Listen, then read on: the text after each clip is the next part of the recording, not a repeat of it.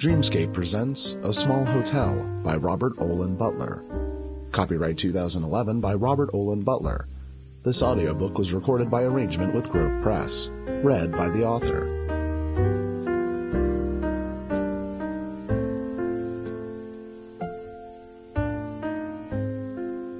On the afternoon of the day when she fails to show up in a judge's chambers in Pensacola to finalize her divorce, Kelly Hayes swerves her basic black Mercedes into the valet spot and thumps hard into the curb and pops the gear shift into park. And then she feels a silence rush through her chest and limbs and mind that should terrify her. But she yields herself to it. She brings her face forward and lays her forehead gently against the steering wheel.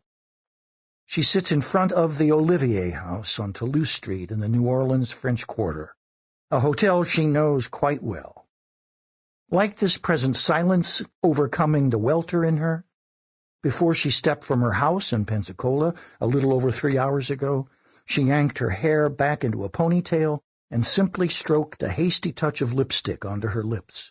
But she then was moved to put on her favorite little black dress, a sleeveless sheath, a pret-a-porter Chanel she'd had for years.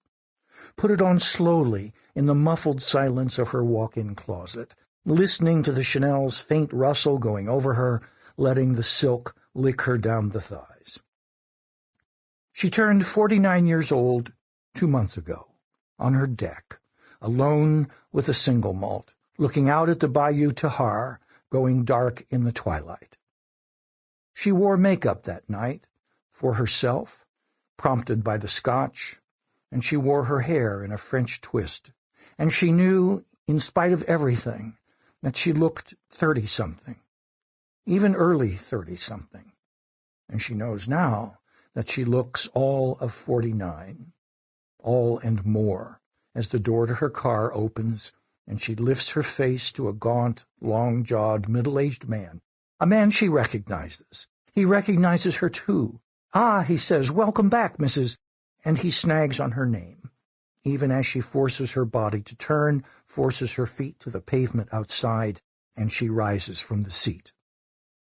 She sees him duck a little to check out the passenger side of the car. He is looking for her husband. "If you can just take care of the car," she says, wanting only to stop any small talk, wanting only to close the door behind her in her room.